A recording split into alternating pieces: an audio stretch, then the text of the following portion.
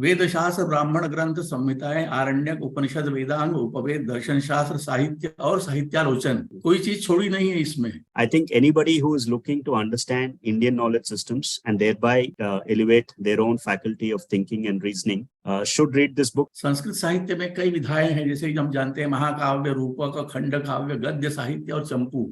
Because ultimately the real strategic strength of any nation will be its ability to learn and learn faster than the rate of change in the environment.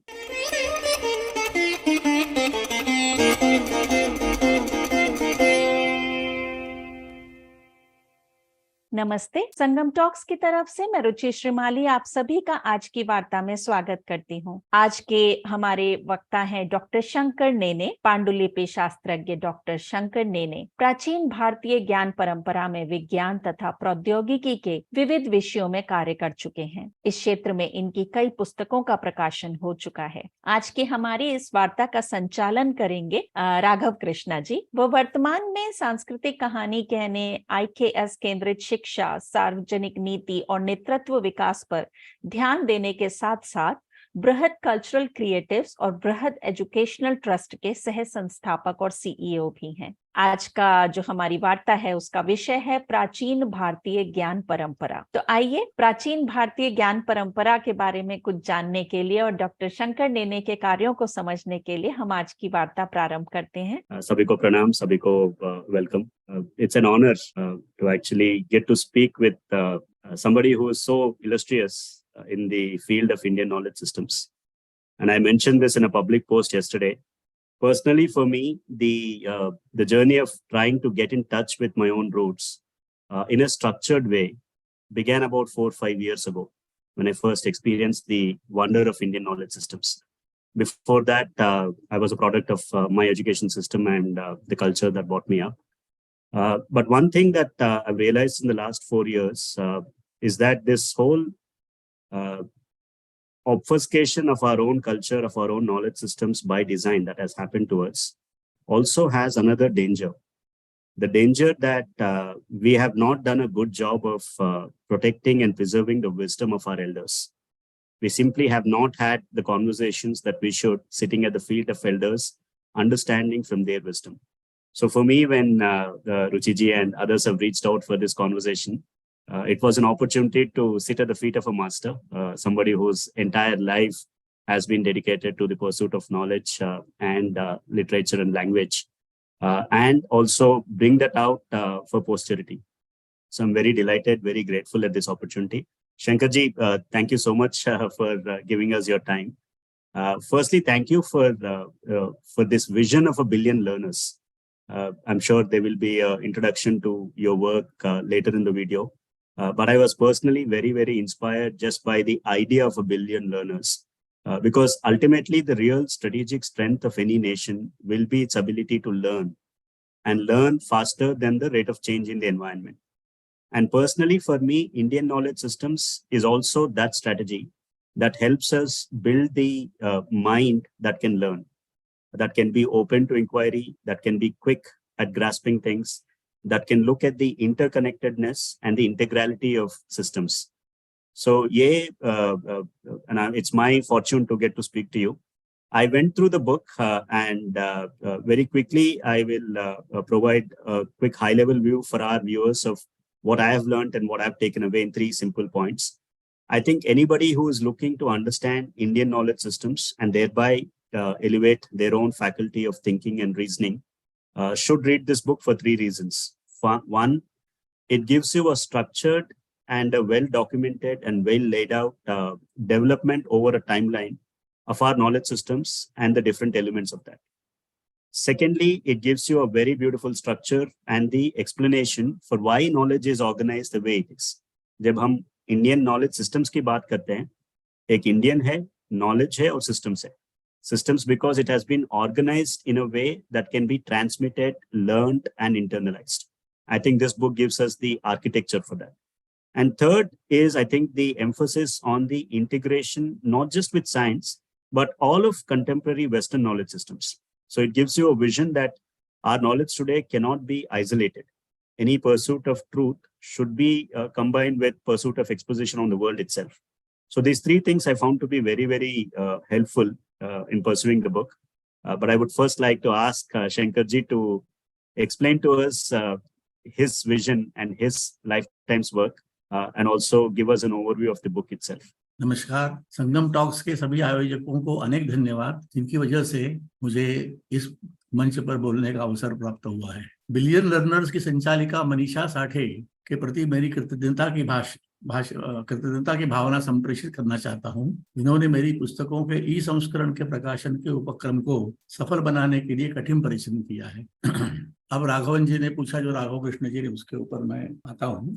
इतने साल इस क्षेत्र में बात करने और बात सुनने के बाद मेरे दिमाग में यही आया कि न तो वैज्ञानिक परंपरा जो है वो परिपूर्ण है और न अपनी परंपरा परिपूर्ण है। इन दोनों का सामंजस्य होना बहुत जरूरी है। देखिए, दोनों में ही यह क्या है, यह कैसे है, यह क्यों होता है, इस तरह के आत्मधर्मी प्रश्नों के उत्तर देने का प्रयास किया गया है। ये दोनों में मिलता है। परंतु भारतीय चिंतन परंपरा में इसके अतिरिक्त को हम, सो हम, वो कौन है, कुतस्म जाता, कुछ संप्रतिष्ठा, इस तरह के प्रश्न जो हैं वो विज्ञान नहीं दे सकता। इस तरह के प्रश्नों का उत्तर हम अध्यात्म से प्राप्त कर सकते हैं, जिसमें भारतीय ज्ञान परंपरा महत्वपूर्ण है। इसी प्रकार से माने ये तो बात हुई कि हमारी परंपरा अच्छी है मतलब, लेकिन अब इसमें देखिए एक चीज बताना चाहता हूं मैं कि सब चीजें हैं, कौन है, कहाँ है, कैसे है, इन सब का उत्तर हम देते हैं, लेकिन कितना है, मतलब साइंस ऑफ क्वांटिफिकेशन जिसे कहते हैं, जिसे संस्कृत में इयत्ता शास्त्र कहा जाता है, उसके बारे में हम कहीं भी किसी भी ग्रंथ में उल्लेख इसका नहीं है। आयुर्वेद में आप देखेंगे कि अभी भी गांव वगैरह में जो वैद्य होते हैं वो कहते हैं कि एक चिमटी भर चूर्ण लेकर के उसमें आधी चम्मच, मतलब ये क्या है, कोई क्वांटिफिकेशन होना चाहिए ना अच्छी तरह से। तो इस तरह की हमारी जो खामी है वो अभी पूर्ण नहीं हो पाई है। यह भारतीय चिंतन में कमी है, ऐसा मैं मानता हूँ। पश्चिम से जो पुस्तकें आती हैं उसमें गणित का प्रयोग करके और प्रमेयों को बताते हैं अच्छी तरह से। हमारे यहाँ वो परंपरा अभी तक कहीं दिखाई नहीं देती है। इस अवसर पर मैं लेकिन ये बताना चाहता हूँ कि हमारी जो फिजिक्स इन एंशिएंट इंडिया पुस्तक जो है उसमें हमने इसका प्रयोग किया है। और इस संबंध में चूंकि हम बोल रहे हैं तो एक बात और मैं कहना चाहता हूं कि फिजिक्स इन एंशिएंट इंडिया के पहले 1969 में डोंगरे जी ने किताब लिखी संस्कृत में, गणित वैशेषिक सिद्धांतानाम गणितीय पद्धत्या विमर्शः, यानी उसमें हर एक सिद्धांत जो है वो वैशेषिक का उन्होंने गणित में की भाषा में प्रमेय बनाकर समझाया। ये पहली बार ऐसे हुआ है। आप फिजिक्स इन एंशिएंट इंडिया पुस्तक देखेंगे तो ये सब आपको देखने को मिलेगा उसमें। और फिजिक्स इन एंशिएंट इंडिया पुस्तक बहुत एस्टेब्लिश हो चुकी है, मतलब उसके 4 एडिशन निकल चुके हैं और नेशनल बुक ट्रस्ट जैसी संस्था उसको काफी न्याय दे रही है। मतलब तो भारतीय चिंतन में ये कमी है। भारत की प्राचीन मूल विचारधाराओं का गणितीय पद्धति से प्रतिपादन यदि किया जाए तो वह विज्ञान की कसौटी पर सही सिद्ध हो सकता है। जरूरी यह है अब कि हम श्रेष्ठ हैं, वो कनिष्ठ हैं, ये बोली नहीं चलेगी। जरूरी यह है कि दोनों विचारधाराओं के सिद्धांतों को एकत्रित करके एक संध रूप से विचार किया जाए तो मेरी दृष्टि से एक परिपूर्ण आधुनिक पदार्थ विज्ञान यानी मॉडर्न साइंस, मॉडर्न फिजिक्स और भारतीय चिंतन का एक धड़ा ये तैयार हो सकेगा। आज वक्त की यही मांग है। बहुत धन्यवाद। आई थिंक वो विजन बहुत स्पष्ट रूप से हमें ये बुक में भी, ये पुस्तक में भी मिलता है, क्योंकि the layout and the structure and the intent of the book is very clear and very objectively laid out as well. It doesn't fall into the trap of self-edification, and at the same time it does not shrivel. It lays out things as they are, and that's very useful. Shankar ji, अगर आप ये पुस्तक के बारे में और जो जैसा पुस्तक का स्ट्रक्चर है, जैसे 4 सेक्शन है ये पुस्तक में, बिगिनिंग विद द टाइमलाइन, उसके बाद वैदिक नॉलेज का एक सेक्शन है, उसके बाद शास्त्रा का एक पूरा सेक्शन है, एंड लास्ट में आपने एक सिंथेसिस अटेम्प्ट किया, साइंटिफिक एक्सपोजिशन। अगर आप ये स्ट्रक्चर हमें थोड़ा इसके बारे में बता पाए। भारतीय ज्ञान परंपरा नामक ये पुस्तक है, जिसके बारे में कुछ बताया जाए, ये मुख्य उद्देश्य है हमारे इस मीटिंग का। मैं कहना चाहता हूं कि मेरे 60-65 वर्षीय शैक्षणिक, संपादकीय और लेखन संबंधी कार्य यात्रा में सब तरह के लोगों से बातचीत होती थी। विद्वान, लेखक, संपादक, शिक्षक, विद्यार्थी, खास करके आईआईटी के शिक्षक, वो लोग बड़े बड़े उत्कंठित रहते हैं, बड़े जानने की बहुत इच्छा रहती है उन लोगों को। तो इन सबसे लोगों से बातचीत होती थी, मैनेजमेंट के लोग। बातचीत के दौरान कुछ ऐसा अनुभव हुआ, जैसा कि ऋषि जी ने अपने भूमिका में बताया, कि लोगों को शब्द तो मालूम है, वेद वेदांत, उपवेद, दर्शन शास्त्र, ये सब शब्द मालूम है, लेकिन उसके बाद में उनको कुछ जानकारी है ऐसा नहीं लगा मुझे, लेकिन उत्कंठा है जानने की। तो यही बात, इसी बात से प्रेरणा लेकर के ये ग्रंथ लिखने का मैंने मन बनाया। और फिर मेरे साथ 2 महिलाएं ने मुझे बहुत सहयोग किया इसमें, विभा वर्मा और क्या नाम जैसा, विभा वर्मा और वैद्य, मिसेस वैद्य, सपना वैद्य, उन्होंने इस तरह से। तो इसी मनोभाव से प्रेरित होकर मैंने यह काम करना शुरू किया। वेद शास्त्र, ब्राह्मण ग्रंथ, संहिताएं, आरण्यक, उपनिषद, वेदांग, उपवेद, दर्शन शास्त्र, साहित्य और साहित्यालोचन, कोई चीज छोड़ी नहीं है इसमें। वेद से लेकर के जितना भी संस्कृत के आयाम में आता है, उन सब का यहाँ पर यह जानकारी देने का मैंने प्रयास किया है। विशेष करके प्राचीन भारतीय शास्त्र ग्रंथों में निहित संबद्ध अवधारणाओं के साथ आधुनिक वैज्ञानिक संकल्पनाओं का तुलनात्मक तथा समन्वयात्मक। देखिए, हमारी और डॉक्टर डोंगरे के साथ मैंने सारा काम किया है। मैं ये बता देना चाहता हूँ, डॉक्टर डोंगरे बहुत बड़े फिजिसिस्ट थे, वैज्ञानिक थे, बनारस के थे, और हम दोनों ने मिलकर के इसमें 40-45 साल काम किया है। उनकी अचानक वो चले गए, मतलब, तो अब मुझ पर सारा ये बोझा पड़ा। मेरा संस्कृत के अलावा और किसी विषय से कोई संबंध नहीं है, कोई जानकारी मुझे नहीं है, तो ये सब काम मुझे करना पड़ा, मैं कर रहा हूँ। जैसा कि मैंने पहले ही बताया, भारतीय ज्ञान परंपरा में निहित ज्ञान भंडार को उजागर करने के लिए हमारा यह प्रयास रहा है। तो इसमें मैं अब उन विषयों का, जैसे कि राघव कृष्ण ने मुझे कहा है, विषयों का प्रतिपादन कर देता हूँ, मैंने उल्लेख कर देता हूँ। तो सबसे पहले हमारे वेद हैं, चारों वेद, ऋग्वेद, सामवेद, अथर्ववेद और यजुर्वेद। प्रत्येक वेद से संबंधित रचनाएं हैं, संहिता, ब्राह्मण, आरण्यक तथा उपनिषद। प्रत्येक वेद से संबंधित उपवेद हैं, आयुर्वेद, गांधर्ववेद, धनुर्वेद और अर्थ विद्या या अर्थवेद इसे कहते हैं। 6 वेदांग हैं, शिक्षा, व्याकरण, ज्योतिष, निरुक्त, कल्प, छंदस, प्रातिशाख्य भी एक चीज है।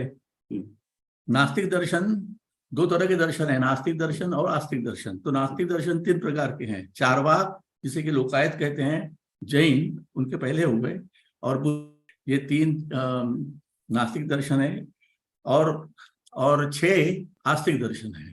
तो और उसके बाद में फिर स्मृति या धर्मशास्त्र, इतिहास, पुराण, रामायण, महाभारत, इन सब पर संक्षेप में विचार यहाँ रखा गया है। अब संस्कृत साहित्य का थोड़ा सा मैं बता देता हूँ कि किन लोगों का मैंने वो किया है। संस्कृत साहित्य में कई विधाएं हैं, जैसे कि हम जानते हैं, महाकाव्य, रूपक, खंड काव्य, गद्य साहित्य और चंपू काव्य पर मेरा खास अध्ययन है, मैंने पीएचडी उसमें किया हुआ है, चंपू काव्य में। तो संस्कृत साहित्य में सबसे प्राचीन विधा महाकाव्य या काव्य है, जिनका मूल वाल्मीकि रामायण तथा महाभारत, ये 2 महाकाव्य हैं। पारंपरिक रूप से वाल्मीकि रामायण को विश्व की सबसे पहली काव्य कृति माना जाता है, सभी जानते हैं इस चीज को। उसके बाद अश्वघोष से लेकर के 20वीं शताब्दी तक की लगभग सारी रचनाओं पर संक्षेप में विचार किया गया है। कालिदास, भारवी, मार्ग, श्रीहर्ष, नाट्य शास्त्र के आचार्य भरत, भास, हर्ष, शूद्रक, भवभूति, विशाखदत्त, भट्ट नारायण जैसे रचनाकारों के ग्रंथों पर विचार किया गया है। वेदों से लेकर के और 20वीं शताब्दी तक के जितने लेखक संस्कृत में हुए, उन सब के बारे में चर्चा की गई है। पाश्चात्य अवधारणाओं का भी हमने थोड़ा बहुत विचार किया है। विभिन्न पाश्चात्य तथा भारतीय अवधारणाओं पर तुलनात्मक विचार करना था हमें, इसलिए हमने पश्चिमी विचारधारा का भी संक्षिप्त विवरण दिया है। यहाँ पर मैं एक बात का उल्लेख करना चाहता हूँ कि इस किताब में ये केवल गाइडेंस है, छोटी सी किताब है क्योंकि आप देखेंगे, लेकिन इस किताब में जो चीज हमने बताई है उसका विवरण हमारे पुरानी दूसरी किताबें जो है उनमें है। तो उन किताबों के बारे में भी मैं थोड़ा सा बताऊंगा आगे चल करके। तो मैंने फिजिक्स इन एंशिएंट इंडिया के बारे में हम लोगों ने बहुत कुछ सुन ही लिया, उसमें भी सारे अधिकांश विचार इसमें के आए हुए हैं। तो प्राचीन, मध्यकालीन तथा आधुनिक, इन 3 श्रेणियों में हमने पाश्चात्य अवधारणाओं को श्रेणीबद्ध करके उन पर विचार प्रकट किए हैं। विज्ञान तथा प्रौद्योगिकी के बारे में भी विचार किया गया है। इसमें भारतीय तथा पश्चिमी विचारधाराओं पर भी विचार किया गया है।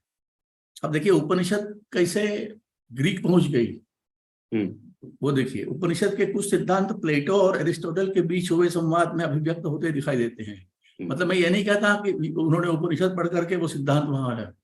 मैं यह मानता हूं कि दो अच्छे सिद्धांत अलग अलग जगह पर लोग बिना नकल किए, हमारे यहाँ बहुत बताते हैं कि वो चोर थे, ये था, ये सब भाषा मुझे एकदम पसंद नहीं है कि न्यूटन के अमुक यूनिवर्सिटी में ऐसा हुआ तो न्यूटन ने चुरा लिया, ऐसा कुछ भी मैं नहीं मानता। मैं यह मानता हूं कि दो अच्छी बातें अलग अलग कोनों पर लोगों के दिमाग में आ सकती है कभी भी, भिन्न भिन्न समयों में। तो पूर्व सॉक्रेटिस के पहले के काल के एक ग्रीक दार्शनिक ने कहा था, मैं अपने आप को जानना चाहता हूँ। देखिए मैं अपने आप को जानना चाहता हूँ, और हमारे यहाँ मैं अपने आप को जानना चाहता हूँ, यह तो वेदांत का सार है। आत्मानं विद्धि, अपने आप को समझो और अपने आप को जानो। सॉक्रेटिस के अनुसार अंतिम सत्य का अनुभव करना मनुष्य का प्रमुख ध्येय होना चाहिए। हमारे यहाँ भी अंतिम सत्य की खोज पर तो कितनी हजारों किताबें शायद लिखी गई होंगी। और किसी को अंतिम सत्य की खोज हुई या नहीं हुई इसके बारे में कुछ वो कह नहीं सकते। तो ये है, इस पर दर्जनों कुछ लिखी गई। सॉक्रेटिस ने जिन संकल्पनाओं का उल्लेख किया है वो अपने वेदांत की बृहदारण्यक उपनिषद में जो आत्मा व अरे द्रष्टव्य श्रोतव्यो मंतव्यो निधिध्यासितव्य, ये उक्ति जो है वो इस पर एकदम सटीक बैठते हैं उनके सारे विचार। डिटेल में जाने के पास समय नहीं है। आधुनिक विज्ञान की तुलना में प्राचीन भारत में वैज्ञानिक विचारों का क्रमिक विकास इसके बारे में चर्चा की गई है। इस प्रसंग में वैशेषिक शास्त्र, मैं बता दूं कि वैशेषिक शास्त्र का हम लोगों ने खास करके सहारा लिया है अपने विचारों को समझाने के लिए। और फिजिक्स का कंपैरिजन में फिजिक्स के साथ और हम लोगों ने पाया कि वैशेषिक शास्त्र तो एकदम फिजिक्स की ही किताब है, बहुत सारा। हाँ, आपने अनाहत अनादा की बात बहुत सारा, हाँ पूरा एकदम से। लेकिन हमारे यहाँ एक परंपरा ऐसी रही कि हर एक ग्रंथ की व्याख्या धर्मपरक या फिर अध्यात्म परक जबरदस्ती उसको उधर कभी कभी ले गए हैं। वो तो माने कोई उनके मन में कोई बुरी भावना रही हो ऐसा नहीं, लेकिन इसलिए ये जो विज्ञान पक्ष जो रहा वो उपेक्षित रह गया उसकी वजह से। तो वैज्ञानिक विचारों का क्रमिक विकास इसके बारे में चर्चा की गई। इस प्रसंग में वैशेषिक शास्त्र तथा कुछ अन्य शास्त्र ग्रंथों की वैज्ञानिक अवधारणाओं के बारे में भी विचार किया गया है। उपनिषद के कुछ सिद्धांत प्लेटो और एरिस्टोटल के बीच हुए संवाद में अभिव्यक्त होते दिखाई देते हैं, तो बताया मैंने आपको सब। हाँ, और ये फिजिक्स और फिलॉसफी का आप एक सम्मेलन या ऐसा एक comparison and fusion, that is a theme that comes to us from the book. Philosophy and physics should talk to each other. मैंने उनका वो कंपैरेटिव वो करना चाहता हूँ। हाँ। देखिए दो तीन उदाहरण दूंगा मैं। हाँ। एक तो येत्ता शास्त्र के बारे में बता दिया कि ये कंट्रास्ट की बात हो गई। हाँ। कि हमारे यहाँ येत्ता शास्त्र नहीं है, ये हमारी कमी है। मतलब सॉरी, हमारे यहाँ येत्ता शास्त्र है और आधुनिक विज्ञान में येत्ता शास्त्र है, हमारे यहाँ नहीं है ऐसा। वो तो वो हो गया। अब दूसरा है कि अभी मैंने बताया कि धर्म और अध्यात्म की ओर सारा जोर दिया गया, और सभी पुस्तकों का लगभग सभी पुस्तकों उन्होंने जो व्याख्या की उसको धार्मिक और आध्यात्मिक रूप से उसको जोर दिया गया। इसका परिणाम यह हुआ कि कई विज्ञान परक ग्रंथों की व्याख्या पूर्ण रूप से धर्म या आध्यात्मिक परक की गई। इसका मजबूत प्रमाण है वैशेषिक शास्त्र ग्रंथ। ऐसे अन्य कई ग्रंथ उपनिषद सहित की व्याख्या भी धर्म पर और अध्यात्म तरफ हो गई है। अब वैशेषिक शास्त्र का मैंने कहाँ किया है। वैशेषिक शास्त्र में देखिए दो तीन चीजें बता देता हूँ कि वैशेषिक शास्त्र में अभ्युदय और निश्रेयस, इन दो शब्दों की व्याख्या उन्होंने पहले के दूसरे सूत्र में की है। तो अभ्युदय और निश्रेयस का मतलब है कि माने इसी में आ जाएगा कि फिजिक्स का भी अध्ययन करना चाहिए। अभ्युदय का मतलब है लौकिक, जहाँ हम बैठे हुए हैं इस पृथ्वी पर, यहाँ की सारी जो विषय हैं या जितने विषय हमसे हो सकते हैं उन विषयों का अध्ययन करके, और तब हम इस योग्य बनते हैं कि हम निश्रेयस की ओर बढ़ें। निश्रेयस का मतलब है अंतिम ब्रह्म विद्या प्राप्त करने के बाद होने वाला जो मोक्ष होता है। तो इन सब माने जो लौकिक विषय हैं इन विषयों का अध्ययन करके हम उस मार्ग पर बढ़ने के काबिल होते हैं। तो ये तो एक फिजिक्स और अध्यात्म की बात हो गई। वैशेषिक दर्शन में भी ऐसा ही लिखा हुआ है। वैशेषिक दर्शन में सृष्टि की रचना, तो सृष्टि की रचना यहाँ पर उन्होंने वेदांत का सहारा वेदांत में कहा हुआ है कि एतस्मात् वा आकाशात् वायोः अग्निः अग्निरापः अद्य पृथ्वी पृथिव्याः औषधयः अन्नम अन्नात् पुरुषः। ये संसार के उत्पत्ति का क्रमिक विकास बताया उन्होंने कि इस तरह से संसार बनता है। और फिजिक्स में भी ऐसा ही है। खाली फर्क इतना है कि फिजिक्स वाले क्या करते हैं कि आकाश को प्री एग्जिस्टेंट मानते हैं, मतलब आकाश है और उसके बाद में। तो अब इसमें कंट्रास्ट क्या हो गया कि आप माने कॉज एंड इफेक्ट तो मानना पड़ेगा ना, कारण के बिना तो कोई कार्य हो नहीं सकता है। तो आप आकाश है ऐसा मानते हैं, तो आकाश कहाँ से आया फिर है? तो इसके लिए क्या करने की जरूरत है? इसके लिए एक ऐसी चीज की खोज आपको करनी पड़ेगी जो न तो जन्म देती है, न मरती है, और न ऐसा कोई समय जब वो वहां नहीं रहती। तो अजन्मा, अमर, अनादि और विभू, अनादि और अनंत। तो हमने पहले से ही ब्रह्म की खोज, जिसे आजकल कॉन्शियसनेस के नाम से हम जानते हैं, उसकी खोज हम हजारों साल से हमने कर रखी है। हैं? तो ये एक उसमें यह है, वैशेषिक के अनुसार एटम भी जो है वो एक से मिल करके और फिर ये विश्व का निर्माण होता है। अणु, अणु। और हमारे यहाँ भी बताया गया है कि एक अणु में तो कोई मास नहीं होता, तो एक अणु दूसरे अणु से मिलता है, द्विणुक बनता है, और फिर वो तीसरे अणु से मिलता है तो त्रसरेणु बोलते हैं उसको। अब वो त्रसरेणु जब बनता है तो सबसे स्मॉलेस्ट कोलाइडल पार्ट बनता है वो उसका, और फिर उसमें मास होता है, मतलब वो देखा जा सकता है, या उसके बारे में उसके गुणधर्मों का विवेचन हम कर सकते हैं। इस तरह का विचार है। और जब तीसरा अणु उसमें मिल जाता है तो वो त्रसरेणु, ट्राई मॉलिक्यूलर बन जाता है। अब इसमें कुछ गुणधर्म भी दिखाई देने लगते हैं। इस त्रसरेणु को पदार्थ की सबसे छोटी इकाई कहा जाता है। तो ये साम्य है वैशेषिक में और इसमें। उसके बाद में आप देखिए ना कि द्रव्य 7 पदार्थ जो बताए गए हैं, द्रव्य, गुण, कर्म, सामान्य, विशेष, समवाय, अभाव, तो इन सबको भी किसी न किसी रूप में इन्होंने माना है फिजिक्स वालों ने। खास करके आगे के जो द्रव्य, आगे के जो पृथ्वी, अप, तेज, वायु, आकाश, काल, दिक्, आत्मा, मन, तो इसमें पृथ्वी, अप, तेज, वायु, आकाश, ये तो पंचद्रव्य हो गए। ठीक है, इन पंचद्रव्यों को माना है फिजिक्स ने, माना है उन्होंने। खाली उन्होंने गड़बड़ वही की है कि आकाश को बता दिया कि पहले से रहा। तो ये पंच महाभूत हमने माने हैं उनकी जैसे ही। काल और टाइम, काल और स्पेस, काल और स्पेस, ये दोनों भी माने उन्होंने। काल और स्पेस तो हमेशा रहेंगे, व्यापक है, विभू है वो। तो इस तरह से इनका एक कॉन्टिन्यूम मानते हैं, हम भी मानते हैं, वो भी मानते हैं। और उसके बाद में हमारी खासियत अब जो है, हमारी खासियत मतलब हमने जो अलग से एक करके रखा है कि आत्मा और मन, ये जो हमने माने हैं, ये फिजिक्स ने नहीं माने हैं। लेकिन हमारी ये किताब है वैशेषिक सूत्र ऑफ कणाद, ऐसी किताब है हमारी। और उस किताब में हमने कॉग्निटिव जो चीजें हैं, राशियां, कॉग्निटिव क्वांटिटीज फिजिक्स की, उसको हमने डील किया है। तो उसमें आत्मा और मन को हमने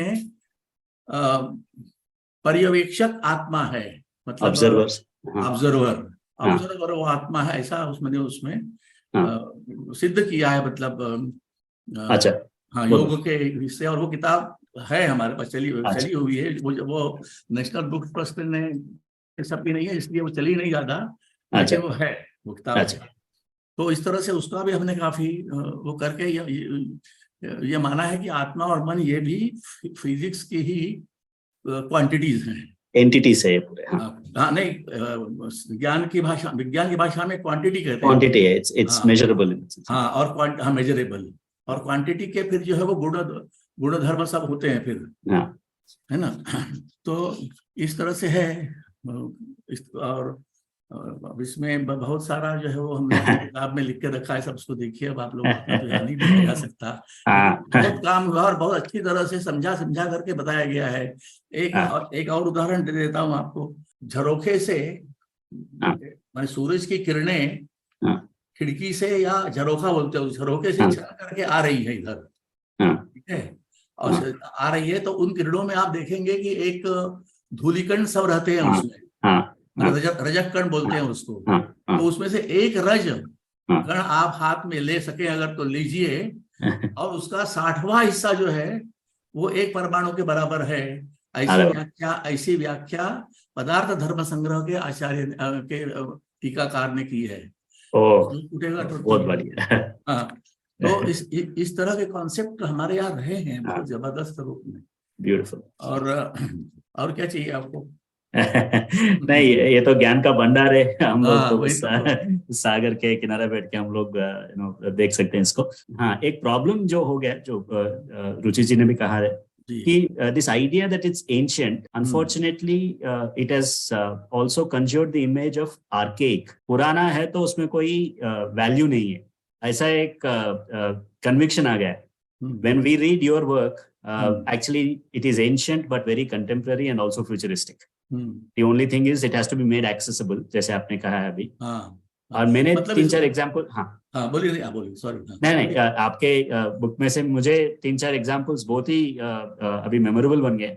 एक तो आपने ये वेव एस्पेक्ट ऑफ मैटर जो फिजिक्स में डिबेट चलता है, उसको आपने अनाहता नादा का जो कंपैरिजन में, अनाहत, और अकूस्टिक्स का जो आपने क्षणिक शब्द, हाँ, उसका आपने बहुत ही अच्छा एक्सपोजिशन दिया है।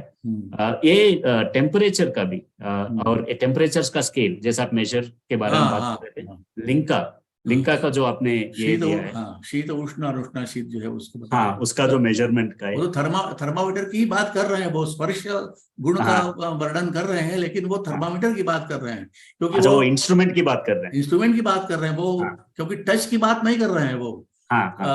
उसमें उन्होंने कहा कि वो स्पर्श तो अन्य तरह का है। अच्छा, हाँ, स्पर्श त्रिविधा, उष्ण और उष्णाशीत और ऐसा कुछ है उसमें। तो तीन तरह के हैं वो, त्रिविधा ऐसा बोलते हैं।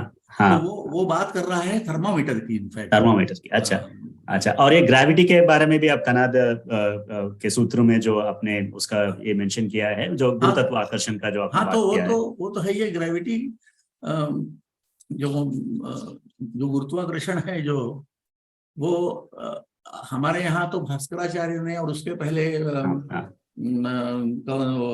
ब्रह्मगुप्त वगैरह ने जो लिख के रखा है सूर्य सिद्धांत में, है ना, तो उसका सारा तो वर्णन है उसमें। आप कंपेयर भी करते हैं सूर्य सिद्धांत और केपलर्स लॉस ऑफ मोशन का। वो श्लोक मुझे याद नहीं आ रहा है, लेकिन वो कहते हैं कि हम बड़े ऊपर और नीचे, मान लीजिए क्या है, तो वो कहते हैं कि कोर्धम पचाप्यधः, माने ऊपर और नीचे क्या है, तो कुछ नहीं होता। जब गोल है पृथ्वी, तो वो पृथ्वी का नीचे क्या है, जहां उसका गुरुत्वाकर्षण का सेंटर है वो। सब लोगों को लगता है कि हम ऊपर खड़े हैं, ऐसा कुछ नहीं है। ऐसा कुछ नहीं है। और अन्य पुस्तक भी जो है इसके रिलेटेड, आप उसका भी लास्ट में हम मेंशन कर देंगे आगे कॉन्वर्सेशन में। एक तो फिजिक्स इन एंशिएंट इंडिया है, ये तो सब बहुत प्रसिद्ध किताब है ये, नेशनल बुक ट्रस्ट ने इसको छापा है। दूसरी है भौतिक शास्त्र, ये हिंदी में भी मिलती है, मतलब फिजिक्स इन एंशिएंट इंडिया, बहुत बढ़िया। और तीसरी किताब हमारी ये मेरी शशिकांत शुक्ल के साथ लिखी हुई किताब है, ये हिंदी में है। अच्छा, वेदांत और विज्ञान। अच्छा, इसके बारे में मैं 2 मिनट आपसे बता दूं कि साइंस के किसी भी क्षेत्र में उन्होंने जो प्रतिपादन अपने सिद्धांतों का किया है, उन सिद्धांतों में जहां हमें लगा कि कुछ गड़बड़ है, उन सब सिद्धांतों को हमने करीब 50 तो होंगे इस तरह के उदाहरण, उनको हम लोगों ने इकट्ठा किया है। और उस पर हमने विचार करके अपने वेदांत की दृष्टि से उस पर हमने कमेंट की है। तो ये किताब है so this is a synthesis, जहाँ भी डिफरेंसेस है Synthesis. आप लोग स्पेसिफिक Synthesis फोकस उस पे मैं तो- करके हमारे दृष्टि से हाँ, आपने मैं तो सिंथेसिस में ही विश्वास करता हूँ। हाँ नहीं, आपका वो और हम तो श्रेष्ठ हैं, वो कनिष्ठ है, ऐसा कुछ भी नहीं। मुझे एक बात आप ये बताइए कि आज हम ये सब विचार क्यों कर रहे हैं? हाँ आज हम ये विचार इसलिए कर रहे हैं कि हमारे सामने जो उन लोगों ने जो चीजें रखी, हाँ, उसको न्यूटन के हाँ। जो है वो सिद्धांत रखे, डार्विन के सिद्धांत रखे, हाँ। ये सब हमने जब पढ़ा, ये आज का जो विज्ञान हाँ। पढ़ा हमने, तब ना हमने देखा कि अरे हमारे पुराने इसमें तो यही तो बात बताई हुई है। बिल्कुल, तो कम से कम to that extent yes they deserve the yes admiration।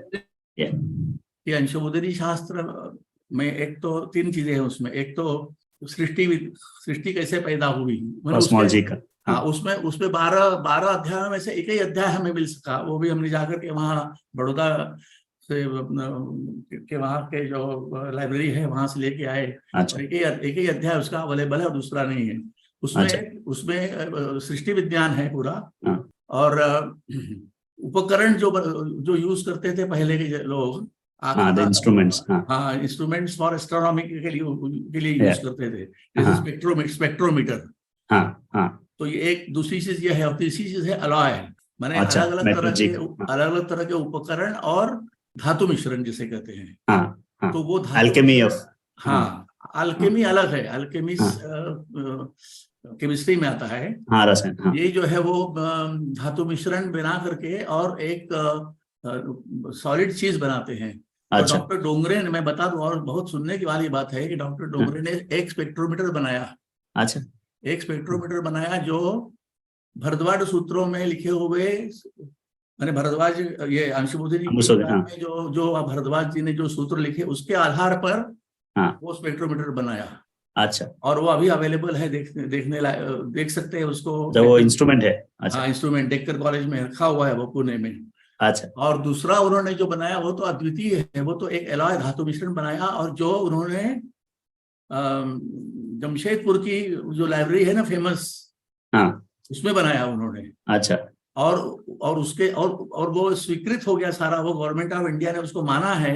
अच्छा। क्योंकि इंसा से जो IJHS प्रकाशित होती है, Indian journal of history of science, उसमें 3-4 आर्टिकल आए हैं उसमें। अच्छा। उस पर बहुत काम इसमें हुआ है। और दुर्भाग्य की बात ये हो गई है कि इस विषय में और लोगों को सामने आना चाहिए, इसको बढ़ाने के लिए बहुत कम लोग आ रहे हैं।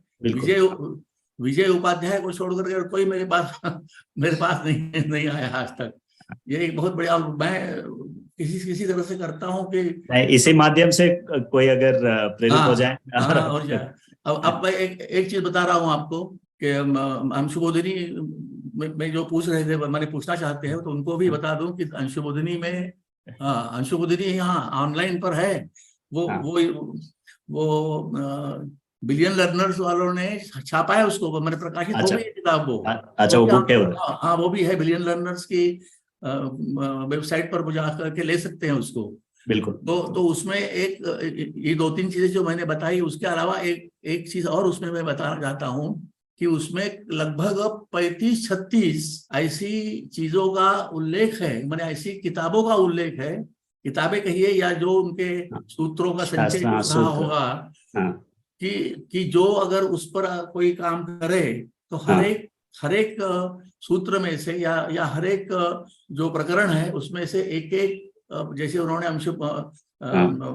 स्पेक्ट्रोमीटर जैसे बनाया, उसका इंस्ट्रूमेंट अलग अलग उपकरण, 35 उपकरण बन सकते हैं। उस पर काम करने की जरूरत है। मुझे कोई आदमी नहीं मिलता, मैं चाहता हूं कि लोग अगर आए तो उनको कम से कम समझा दें।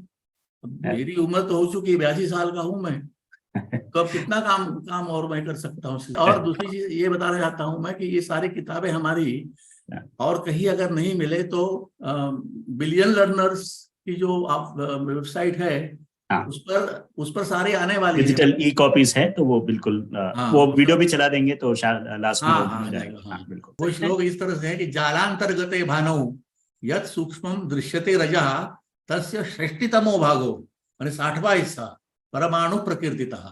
व्याख्या की है परमाणु की, और ये पदार्थ धर्म संग्रह के व्याख्याकार उदयनाचार्य ने किया हुआ है। मतलब कम से कम 1200-1300 साल तो हो गए। मतलब तो बिलियन लर्नर्स के वेबसाइट पर ये सारी किताबें आप कहीं कहाँ मिलेगी ये तो पता नहीं, सब इसी पर मिलेगी। और आप लोगों का सपोर्ट रहेगा तो बिलियन लर्नर्स वाले और भी किताबें पब्लिश करेंगे। मेरी मेरी और भी किताबें हैं, वैसे मैंने इस पर भी काम किया है, शुल्ब सूत्र पर भी काम किया है, शुल्ब सूत्र, तो वो भी आने वाली है। बहुत बहुत धन्यवाद Shankar ji.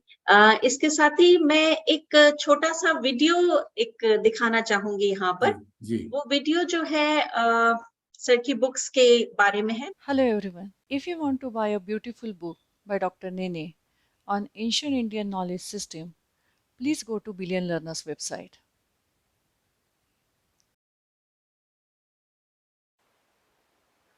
Please log in with your credentials. If you are a new user, please sign up first.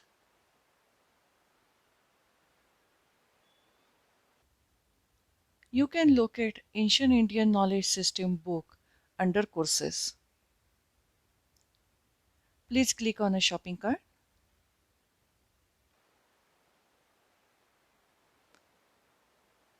It will redirect to Razorpay, a third-party payment gateway. Please complete the purchase.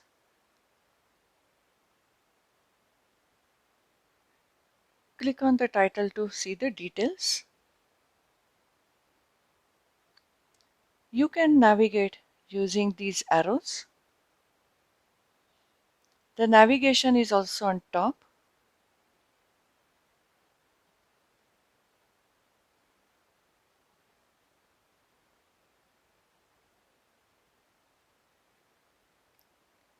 You can click on any subsection to read it.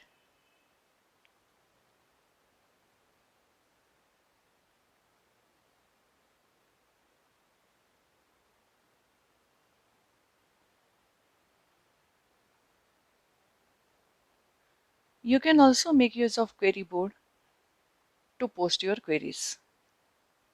You can access the book from your mobile, tablet, or laptop.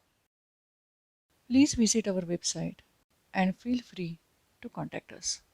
And also, please refer the book to your friends and relatives. Thank you.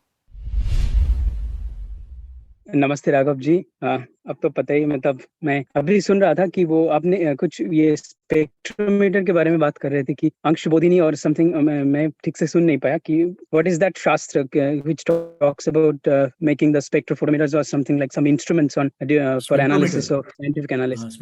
So what is that shastra, what is the name of that shastra? Anshabodhini शास्त्र। अंशबोधिनी शास्त्र की किताब अगर आप ले लेंगे, if you get that book Anshabodhini shastra, you will find these description of 35 instruments and alloys, but they have not given the description. They have given the source, that in which book you will find those descriptions. And it's a good question.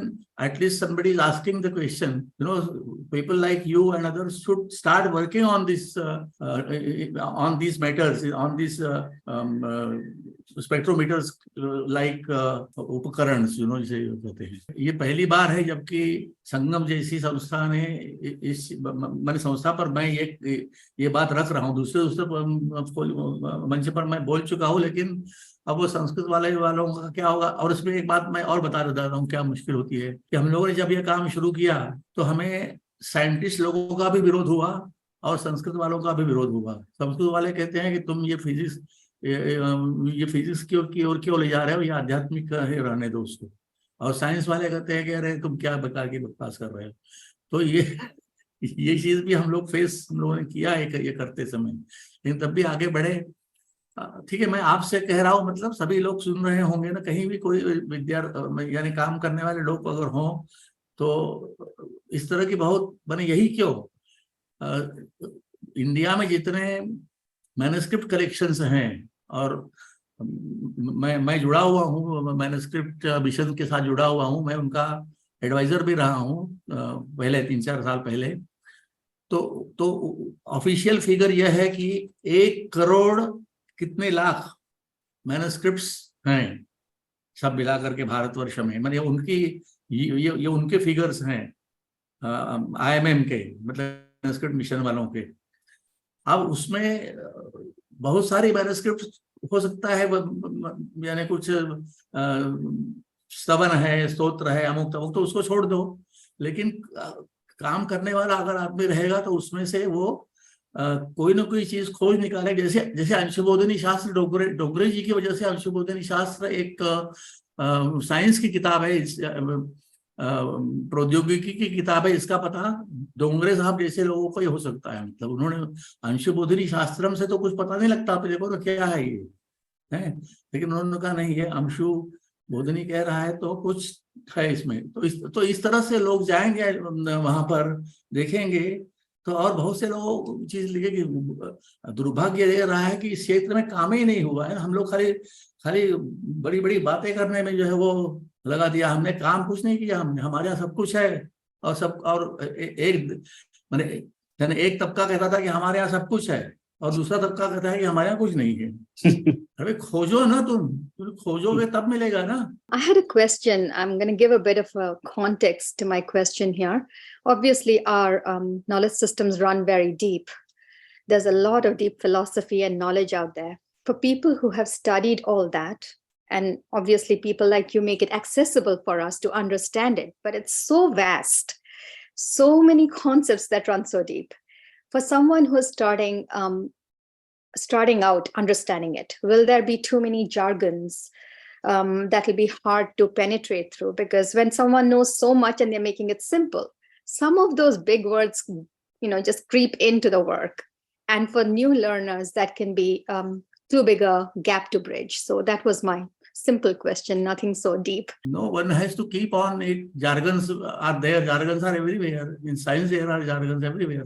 When you start learning physics, there are all the words are jargons only. But you try and understand that. So when you start learning these texts, try and learn it. If I can also add to that, Riti, I think it's very important, and I think it's also important for the producers of Indian knowledge system related knowledge to be empathetic to this, because we've lost access to our own vocabulary. एक इसमें जो मुझे personally useful लगा है, which worked for me, is try and preparing a mental model of concepts. जैसे sir ने आज बताया कि the दृष्टि is oriented towards dharma, whatever the pursuit of knowledge is. So अगर वो हम जिसको ये बोलते हैं कि उसका एपिस्टेमोलॉजी क्या है, उसका देखने का दृष्टिकोण क्या है, if you get that, it makes it easier for you to acquire the vocabulary, because then there is interconnection. So there is a bit of a structure, and there are some books, I'm sure Shankar ji के books में भी वो होगा. In fact, this book itself is a very good introduction to Indian knowledge systems. अगर हम लोग एक दो किताब ऐसे पढ़ लें तो then we'll get comfortable with that. वो comfort आ जाएगा तो उसके बाद आराम से। उसमें एक सेंटेंस मैं ये करना चाहता हूँ कि खाली हमने अपने डिटेल्स नहीं दिए हैं, दूसरों के डिटेल्स दिए हैं, और वो समन्वयात्मक ढंग से होना चाहिए, ये भी हमने प्रतिपादन किया है। कंपेयर कीजिए और फिर समन्वय करने की कोशिश कीजिए, दोनों मिल करके जो है वो बढ़िया काम हो सकता है। एक पार्टी कोई काम नहीं कर सकती है, एक को जो है वो झगड़ा करने में तुम कनिष्ठ हो, हम ज्येष्ठ हैं, यही चलता रहेगा, लेकिन दोनों मिल जाएंगे तो बहुत बढ़िया काम हो जाएगा। सर, हम आपसे प्रेरित हैं और आपने जो बातें बताई है उसको हम फॉलो करते हैं। आपकी तीनों किताबें मेरे पास है। मेरा एक विज्ञान प्रचार प्रसार नाम से ग्रुप है जिसमें प्राचीन विज्ञान और नवीन विज्ञान का हम समन्वय करने का भी प्रयास कर रहे हैं। विजय उपाध्याय जी भी हमारे साथ है। बता रहे थे, ठीक है। और जो भौतिक शास्त्र के जो जितने भी नियम बताए गए हैं वो हमने सारे के सारे वैशेषिक दर्शन सूत्र में पूरे ढूंढ लिए हैं। हम उसका गहन शोध कर रहे हैं। न्यू एजुकेशन पॉलिसी में भी हमने सुझाव दिए हैं जी, और काफी हद तक लोगों को भी बता रहे हैं। हम खुद भी स्टडी कर रहे हैं और आपकी तीनों पुस्तकें मेरे पास है। और आप तो गवर्नमेंट से भी जुड़े हुए भी तो हैं, तो आप जी हम NCERT में भी हमने भाषा संगम में भी सुझाव भेजे हैं कि प्राचीन विज्ञान के जो सूत्र हमारे हैं जिनका नवीन क्या शोध हुआ है उनका भी हम कोलैबोरेशन कर रहे हैं। सब तो प्रयासरत है, चिंता मत कीजिए, इसका निश्चित बहुत अच्छा परिणाम आने वाला है। नई शिक्षा नीति में हमने बहुत सारे सुझाव जो आपने बताए हैं वो सब हमने भेजे हैं उनको। जी धन्यवाद sir. Sir, namaste. I just want to know, is there any Vedic reference for gravitational power? In which Veda? Not Veda, but Shastras. I mean, Shastras. Okay, scriptural. Scriptures. Which scripture would you mention?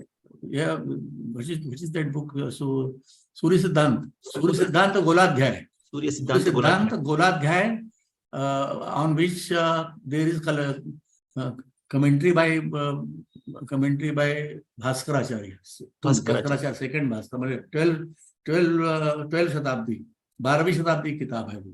That's thank you, thank you. वो मिल जाएगा आपको उसमें. That's nice. Gravitation पर तो बहुत है. Gravitation पर आप जो है हमारी किताब पढ़िए ना, फिजिक्स इन एंशिएंट इंडिया, उसमें लिखा हुआ है सारा gravitation. Yes, I have made note of it. I'll do it. Thank you. दो छोटे छोटे प्रश्न है मेरा कि एक आयुर्वेद के ऊपर चरक संहिता और सुश्रुत संहिता को छोड़कर और कोई ऐसा किताब है जिसमें मतलब ऐसे डिटेल में कुछ ऑथेंटिक किताब है, मतलब शास्त्र में कहीं रेफरेंस? देखिए, 2 किताबों का नाम आपने ले लिया, तीसरा माधव निदान है, और तो कोई किताब है ही नहीं शास्त्रीय उसमें.